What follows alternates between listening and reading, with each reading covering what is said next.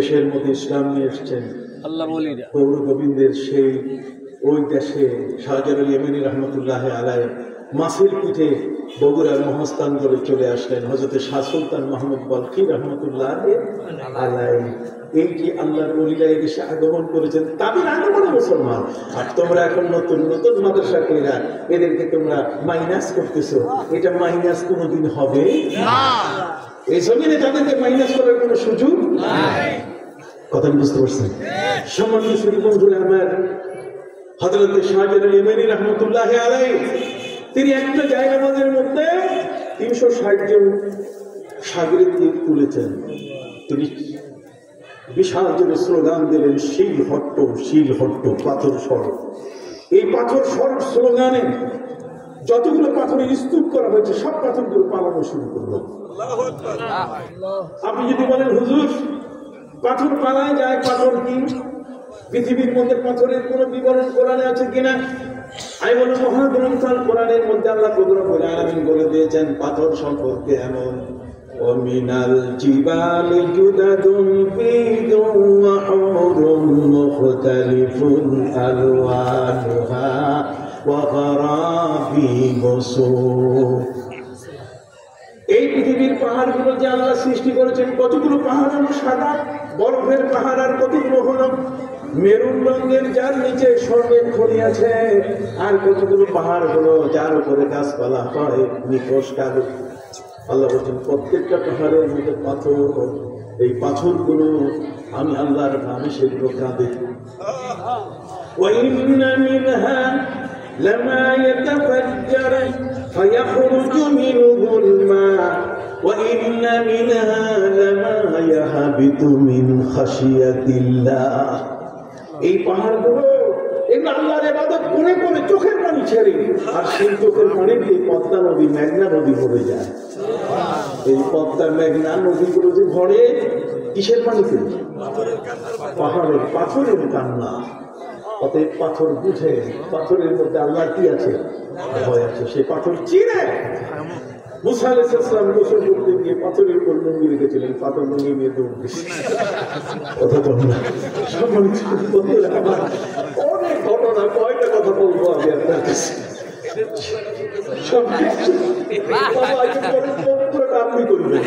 সম্মানিত সুধী বন্ধুরা আমার, নাগ নদীর পাশে যে পাহাড় আছে মিয়ানমারের পাহাড়, আর সেখানে হযরতে খাজা জাহান খানজান আলী এমনার উইদাউট ক্রাউন, বিনা টুপিতে বিনা মুকুটে তিনি রাষ্ট্রপ্রধান, তিনি হলেন খানজান আলী রহমতুল্লাহ আলাইহি। তিনি বললেন না আপনাদের তার পাশের পাহাড়কে পাথর পাঠায় দাও, পাথর দরকার। সে সব পাথর যেতে যেতে পাথর ঘাটা, ওই যে বরগুড়ার পাথর ঘাটায় সেখানে পাথরগুলো কিছুক্ষণের জন্য ঘাট দিয়েছিল, তারপর এগুলো চলে আসছে সেই বাগের হাটে। ওটার নাম হয়েছে পাথর ঘাটা। নাম হয়েছে কি পাথর ঘাটা। এই পাথর, সেই পাথরটি পবিত্র কোরআন মজিদে আল্লাহ বলেন ওয়াইদ ইসতাসকা মূসা লিকাওমিহি ফাকুল্লা দরিব বিআসাকাল হাজার ফানফাজারাত মিনহু ইসনাতা আশারাতা আইনা। যখন পানি চাইলো তার 12 গোত্রের মানুষেরা, তখন হযরত নবী মূসা আলাইহিস সালাম বললেন কোথায় পাবো? আপনি আল্লাহর কাছে চান। আল্লাহ বলেন মূসা তোমার লাঠি দিয়ে যে কোনো পাথরের উপরে আঘাত করো, দেখবে পাথরটা 12টা টুকরা হয়ে যাবে, না 13টা না 11টা। কত? 12টা। এই 12টা টুকরা হলে প্রত্যেকটা গ্রামের মানুষের সামনে রেখে দাও, দেখবে সেখান থেকে পানির ফোয়ারা চালু হয়ে যাবে। পাথর থেকে পানির ফোয়ারা কি চালু হয়। আবার কোনো কোনো পাথর আল্লাহর হয়ে উপর থেকে কি উচ্চ শৃঙ্গ থেকে নিচে পড়ে যায়। অতএব সেই পাথর শুনে পাথরের মধ্যে আল্লাহর ভয় আছে। আল্লাহর ওলি হযরতে শাহজালাল ইয়েমেনি রহমতুল্লাহ আলাইহি 360 জন শাগিরদ নিয়ে তিনি ওপারে পার হবেন, আর সেই পাথর আলাদাভাবে বসানো আছে। একটাতে উঠলে 10টা মাথার উপরে পড়ে জীবন্ত কবর হবে, এটা যেন হতে না পারে। তিনি সেই ওই জায়নামাজে দাঁড়িয়ে হুঙ্কার দিয়ে বললেন শিল হট্ট পাথর সরো, পাথর সরো। সব পাথর উড়ে উড়ে পালানো শুরু করলো। তিনি উঠে গেলেন। নাম হয়ে গেল কি? ফিলিপাইনের রাজধানীর নাম হলো ম্যানিলা। ফিলিপাইনের রাজধানীর নাম কি? কেন ম্যানিলা? সেখানে একজন দরবেশ শুয়ে আছেন যার নাম হলো মানুলা। মানুলা দরবেশ শুয়ে আছেন, নাম রাজধানীর নাম কি হয়েছে? কে বলছে আল্লাহর ওলিরা তাদের নামে নাই? মোজাম্বিক একটা দেশের নাম। মোজাম্বিক, মুসা বিন বেগ আল্লাহর একজন ওলি সেখানে শুয়ে আছে, তার নামে রাষ্ট্রের নাম হচ্ছে মোজাম্বিক। মুসা বিন বেগ, মুসা বিন বেগ, মোজাম্বিক। কথা বুঝেন? অসংখ্য তথ্যের বিষয়গুলো আপনাদের এগুলোতে আলোচনায় আসা দরকার। আমাদের বাচ্চাগুলো যারা বসে আছে, যুবক যারা বসে আছে, আমরা যে যে পর্যায়ে আছি, আমাদের ভিতরে এতিম বিশ্বাস তৈরি করতে হলে এই সমস্ত ওলিরা এগুলো শুধু এমনি আসে নাই, এগুলো তো মাছের পিঠে আসছে। কথা বল না? এগুলো পায়ের খরম পদ্মা নদীতে ঢিল মারছে। হযরতে শামসুদ্দৌলা রূপসী রাহমাতুল্লাহি আলাইহি পদ্মা থাম, যত দূর গেছে পায়ের খরম দিয়ে পড়ছে, পদ্মার সামনে আগায়।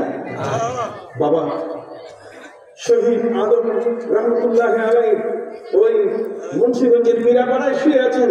মীরাপাড়ার পাশে সম্মানিত শুধু ওনাকে যখন শহীদ করে দেওয়া হয় বীর বিক্রম আদিত্যের পক্ষ থেকে, তখন চেয়েছিল যে এই লাশটাকে তারা নদীতে ফেলে দিবে, নানাভাবে সবার চেষ্টা করছিল ছেড়া।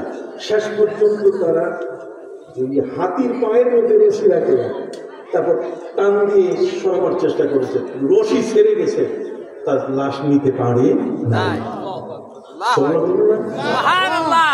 সম্মানিত শরীর, একটা কথা আপনাদের নলেজে দিতে চাই, আর সে কথাটি হলো যে হযরতে শাহজালাল ইমানি রহমাতুল্লাহি আলাইহি পানির উপরে বিছাই দিলেন জায়নামাজ। বাবা কিসের উপরে? মানুষগুলো মনে দুর্বল হয়েছে, সবাই চা খাবেন না, কথা বল না, কথা বলছেন না তাহলে